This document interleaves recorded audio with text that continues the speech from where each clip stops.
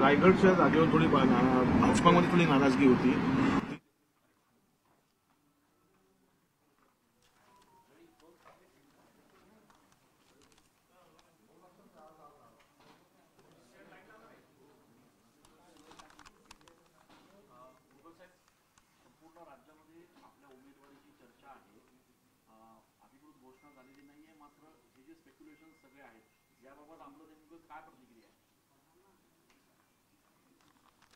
सर्वप्रथम आज रंगपंचमी आहे आणि विशेषतः म्हणजे मुंबईला दुसऱ्या दिवशी होळीच्या दुसऱ्या दिवशीच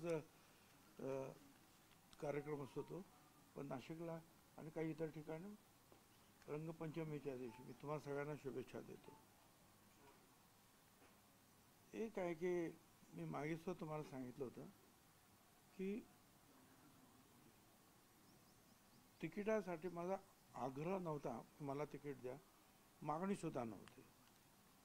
परंतु महायुतीची जी चर्चा दिल्लीमध्ये झाली तिथल्या वरिष्ठ नेत्यांबरोबर सगळ्यांची आणि महाराष्ट्रातील वेगवेगळ्या जागांच्या बाबतीमध्ये कोण उमेदवार, कुठली जागा कुणाला द्यायची, या संदर्भातली जेव्हा चर्चा झाली त्यावेळेला अचानक माझं नाव त्यांनी पुढे आलं आणि सांगितलं की भुजबळांनी नाशिकला उभं राहावं. याची काही कल्पना आम्हाला सुद्धा नव्हती. होळीच्या दिवशी आम्ही इकडे यायला निघालो होळीसाठी म्हणून मुंबईवरून नाशिकला, तर अर्ध्या वाटेतूनच आम्ही परत गेलो बोलवलं म्हणून, आणि त्यांनी सांगितलं की असं असं जे आहे ठरलेलं आहे आणि ते वरिष्ठ पातळीवर ठरलेलं आहे. तर मी म्हटलं मला एक दिवशी विचार करू द्या, उद्या सांगतो. आणि बराच विचार केल्यानंतर आम्ही दुसऱ्या दिवशी आमच्या चीफ अजितदादा, प्रफुल्ल पटेल त्या सगळ्यांना सांगितलं.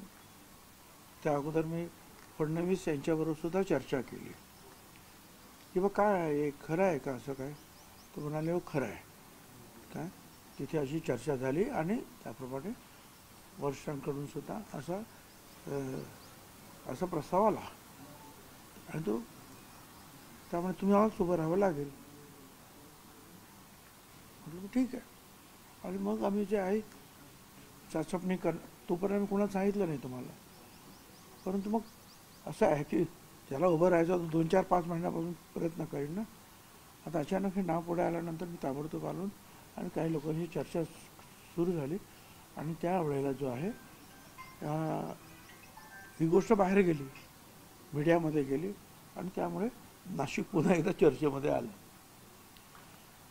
आता त्यानंतर असं जे काही दिसतं आहे मीडियाच्या माध्यमातून की इथले जे स्थानिक आमचे जे आता जे खासदार आहेत शिंदे गटाचे, हेमंत गोडसे यांनी फार लावून धरलेले आग्रह आहे. त्यामुळे तिथे काही चर्चा सुरू आहेत. माझ्यापुरतं मी हेच सांगेन की जो निर्णय ते देतील तो मला मान्य आहे आणि महायुतीसाठी आम्ही सगळे एकजुटीनं काम करणार. काय आता काय चर्चा असेल तो त्यांनी तो प्रश्न सोडवावा. चिन्ह नेमकं कोणतं असेल? राष्ट्रवादी काँग्रेस पक्षाचं. मी मागे सांगितलं की जागा त्यांनी राष्ट्रवादी काँग्रेसला सोडली की अर्थातच राष्ट्रवादी काँग्रेसचं चिन्ह जे आहे घड्याळ तीच निशाणी असणार. गावागावांमध्ये काही बॅनर्स आपल्या विरोधात काल लागले होते. मला कळलं ते आणि तो मीडियामध्ये सुद्धा आलं, वर्तमानपत्रामध्ये सुद्धा आलं. ते असं की मराठ्यांना विरोध करणाऱ्या छगन भुजबळला मतदान करू नका वगैरे असं काही ना. असं गावबंदी अमुक तमुक पहिल्याप्रमाणे. मला अगोदर सांगायचं की मी मराठा समाजाला विरोध कधीच केला नाही. पृथ्वीराज चव्हाण यांनी कायदा आणला, नारायणराव राणे आयोगाच्या माध्यमातून मी सपोर्ट केला, त्यांना आरक्षण द्या. विरोधी पक्षात होतो, मुख्यमंत्री फडणवीसांनी आणला मराठा समाजाला आरक्षण, मी सपोर्ट केला. मी फक्त एवढंच म्हणालो की ओबीसी मध्ये अगोदर 374 जातीत 54% जास्त लोक आहेत, गोरगरीब आहेत, त्यांच्यामध्ये नको, वेगळं आरक्षण द्या. आणि त्याप्रमाणे वेगळ्या आरक्षणाचा जो आहे प्रस्ताव आला तयार होऊन, त्यामुळे पुन्हा मी त्यांना सपोर्ट केला आणि म्हटलं करा. आणि आता 10% जे आहे हे मराठा समाजाला वेगळं आरक्षण मिळालं आहे. मी ओबीसी मध्ये किंवा कुणाच्याच इतर आरक्षणामध्ये वाटा करू नका, वेगळं घ्या, त्याच्यासाठी पूर्ण प्रयत्न करा. आता ही माझी चूक आहे तर मी ती चूक केली. याचा अर्थ मी मराठा समाजाला विरोध नाही केला, मराठा समाजाला वेगळं आरक्षण दिलेलं आहे. परंतु असे का बोर्ड लावतात मला काही कळलं नाही. माझी सगळ्यांना सांगणं आहे, मराठा समाजाच्या कार्यकर्त्यांना, नेत्यांना, सगळ्यांना काय निवडणुकीच्या पद्धतीनं होऊ द्या.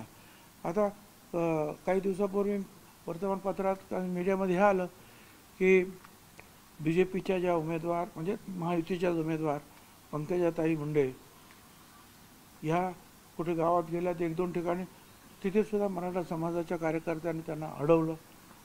अरे त्या तर बिचारा काहीच बोलल्या नव्हत्या ना. काय कुठच्या मिटिंगमध्ये भाषण केलं त्यांनी? काय मराठ्यांच्या विरुद्ध ते बोलल्या? काहीच बोललेल्या नाहीत ना त्या.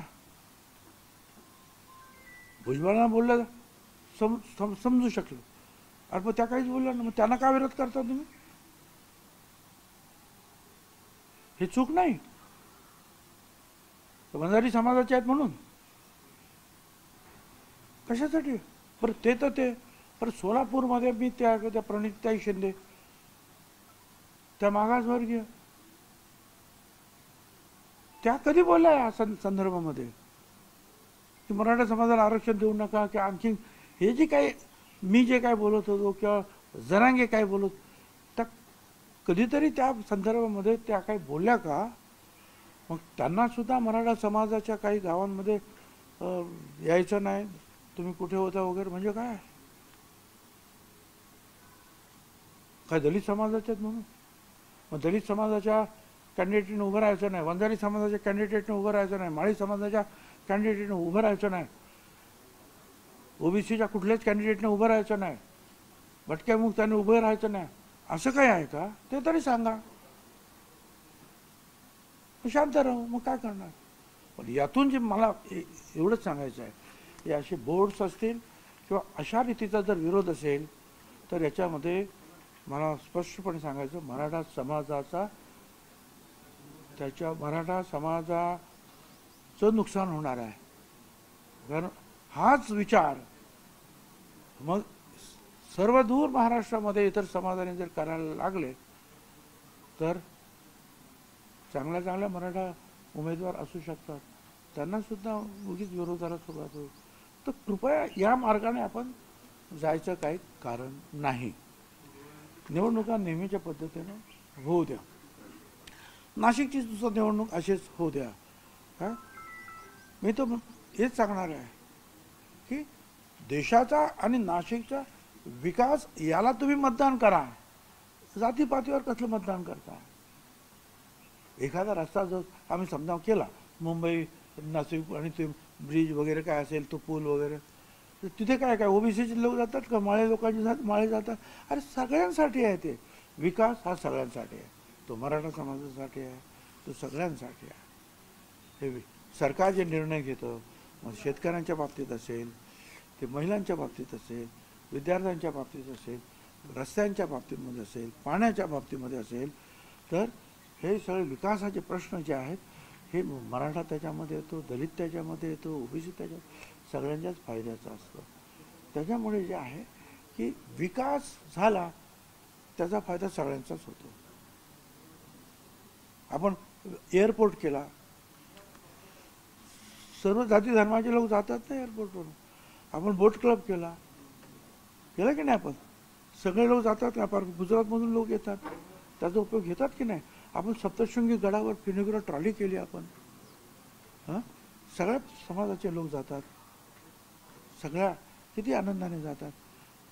हे अशा अनेक ज्या गोष्टी ज्या आपण केल्या आहेत, काय रस्त्याच्या केल्या असतील किंवा देवस्थानाच्या केल्या असतील किंवा इतर काही केल्या असतील, त्याचा फायदा शेवटी सगळ्यांना होतो. म्हणून आपण विकासाची कास धरूया. काय मग नाशिकचा विकास असेल, महाराष्ट्राचा विकास किंवा देशाचा विकास, काय देशाचा विकास कोण करत आहे हे सुद्धा बघा ना. आज सगळेच म्हणतात किंवा मोदी साहेब बसलेले आहेत आणि त्या माध्यमातून जे आहे काय विकासाची पावलं हळूहळू पुढे पडत आहेत चांगल्या पद्धतीनं अनेक गोष्टीमध्ये.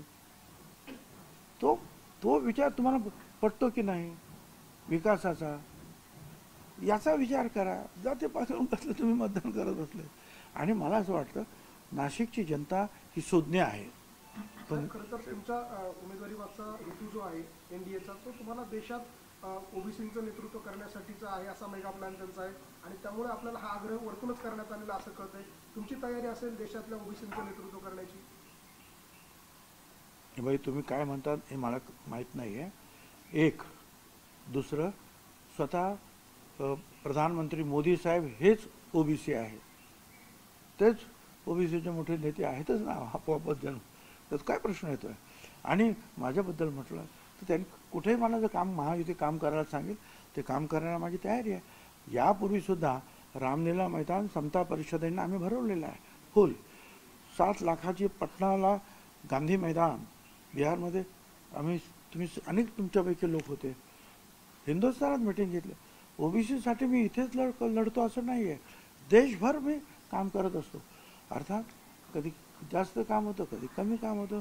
पण महायुतीच्या नेत्यांनी किंवा तुम्ही म्हणता त्याप्रमाणे खरोखर दिल्लीच्या ज्या शीर्ष नेत्यांनी काय एखादी जबाबदारी दिली तर करू, का नाही करायची.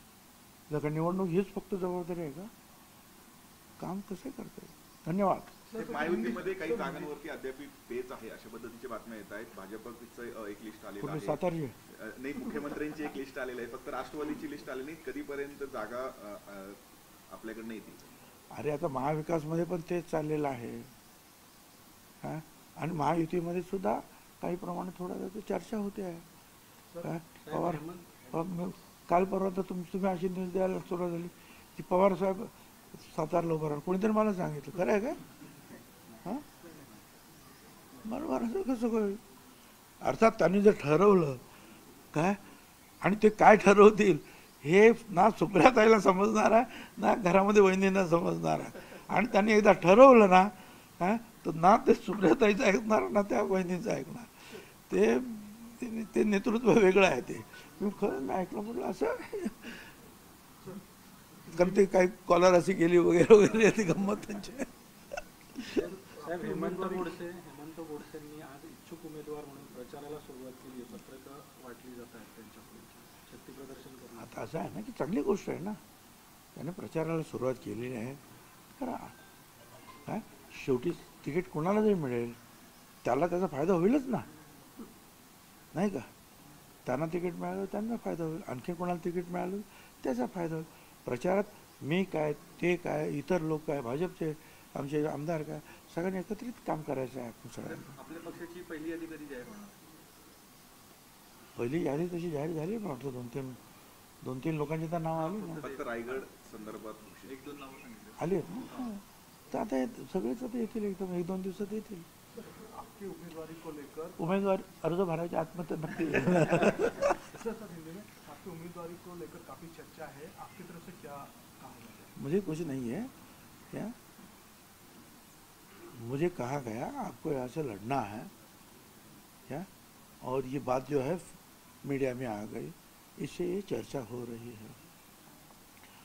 अब मुझे लड़ना, ये महायुति की जो हमारी मीटिंग बैठक दिल्ली में हुई वरिष्ठ लोगों नेताओं के साथ, तब कुछ उसमें वो ये बात रखी गई थी और प्रस्ताव मान्य हुआ. अब फिर से जो यहाँ के जो हमारे सांसद हैं आज के, वो कुछ जो है आग्रह कर रहे हैं कि उनको टिकट मिलना चाहिए. तो ये जो और चर्चा हो रही है, जो भी चर्चा होगी, जो भी निर्णय होगा उसमें हम जो सब काम करेंगे. हमें महायुति के लिए काम करना है बस. सर मैसेज ये है कि आप ओबीसी कद्दावर नेता हो, नेशनल लेवल पे आप काफ़ी अच्छा काम कर सकते हो, इसके लिए आपको प्रमोट किया जा रहा है, ऐसी भी बातें? ऐसा आप कह रहे हैं, तो ओबीसी का काम तो मैं आज नहीं, मैं 30 साल से कर रहा हूँ। आपको पता है, दिल्ली है, बिहार है, हरियाणा है, आप जहाँ सब जगह गया, तो ये तो काम हमारा चलता है। और मेरी पार्टी है या और कोई हमारी महायुति के लीडर्स है, वो अगर कहते हैं कि भाई ये काम आपको करना है तो करना चाहिए, करेंगे ऐसा। और ये क्षेत्र मेरे लिए नया नहीं है क्या। एक बार मैंने जो शिवसेना का भी इस्तीफा दिया इसके लिए, ओबीसी के जो मंडल आयोग के लिए, ठीक तभी से काम कर रहा हूँ मैं। सर चले कब तक आपकी उम्मीदवारी घोषित की जाएगी या फिर आगे अब ये तो नहीं मुझे मालूम, क्योंकि मेरा अगर है भी नासिक की उम्मीदवारी, अर्जी दाखिल जो है भरने की, वो तो 26 तारीख तक है, अभी करीबन 1 महीना है। उसके पहले जरूर करेंगे, कुछ ना कुछ इसका नाम जरूर आएगा।